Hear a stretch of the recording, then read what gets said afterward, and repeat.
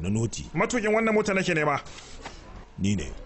Ka ajiye motar ka inda doka ta hana ajiye mota. Kawai a rubuta ba ajiye mota, ba wai kada a ajiye motar Dr. Basigaran ba.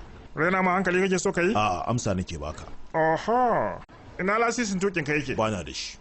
Ya za ka yi tuki ba lasisi? Saboda an riga an shigar min da kundin tuki. Kada ka raina ma hankali, biyo ne mu je ofishi. Wani ofishi na gidan rediyo na jirgin ƙasa kowanne.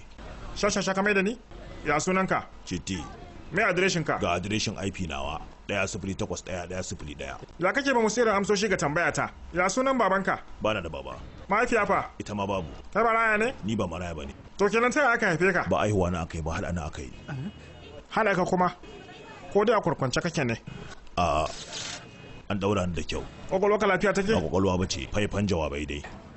Ka bari mana. Me zan bari, gaya min da kyau. Kai na da na tsaye da ta jan magana. Ka kare doka ajiye mota. Gashi baka da lasisi. Gashi ka cika magana. Idan na kai ka kotu, tare 30,000 zaka biya. Zaka je kotu ne ko kuma zaka ganna nan? Zan ganka nan. Ka ji magana. To yana jira.